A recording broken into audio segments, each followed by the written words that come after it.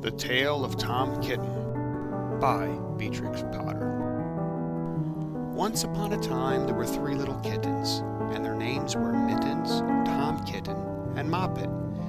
They had dear little fur coats of their own, and they tumbled about the doorstep and played in the dust. But one day their mother, Mrs. Tabitha Twitchit, expected friends to tea. So she fetched the kittens indoors to wash and dress them before the fine company arrived. First, she scrubbed their faces. This one is Moppet. Then she brushed their fur. This one is Mittens. Then she combed their tails and whiskers. This is Tom Kitten. Tom was very naughty, and he scratched. Mrs. Tabitha dressed Moppet and Mittens in clean pinafores and tuckers, and then she took all sorts of elegant, uncomfortable clothes out of a chest of drawers in order to dress up her son, Thomas. Tom Kitten was very fat, and he had grown. Several buttons burst off. His mother sewed them on again. When the 3 kittens were ready, Mrs. Tabitha unwisely turned them out into the garden to be out of the way while she made hot buttered toast.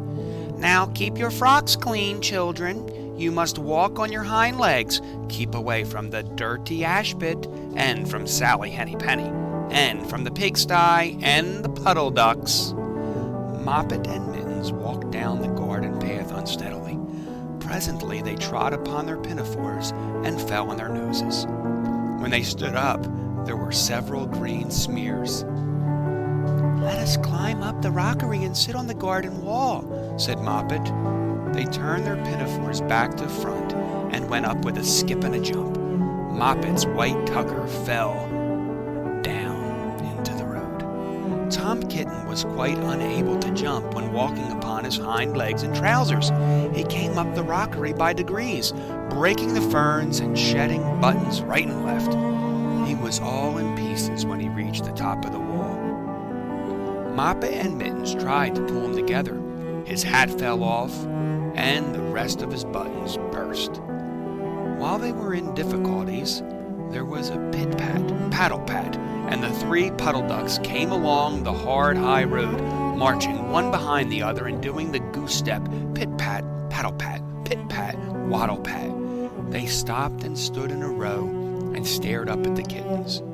They had very small eyes and looked surprised. Then the 2 duckbirds, Rebecca and Jemima Puddle Duck, picked up the hat and tucker and put them on. Mittens laughed so that she fell off the wall. Moppet and Tom descended after her. The pinafores and all the rest of Tom's clothes came off on the way down. "Come, Mr. Drake Puddle Duck," said Moppet. "Come and help us to dress him. Come and button up Tom."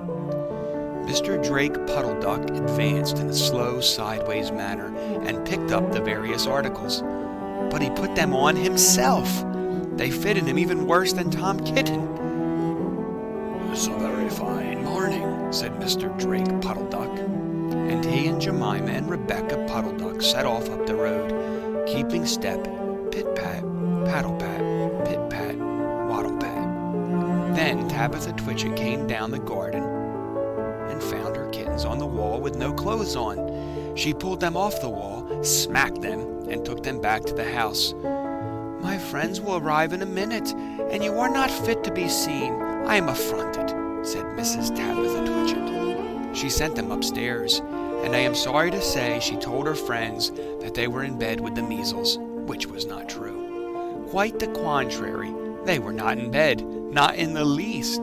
Somehow, there were very extraordinary noises overhead, which disturbed the dignity and repose of the tea party. And I think that someday I shall have to make another, larger book to tell you more about Tom Kitten. As for the puddle ducks, they went into a pond. The clothes all came off directly because there were no buttons, and Mr. Drake Puddle Duck and Jemima and Rebecca have been looking for them ever since.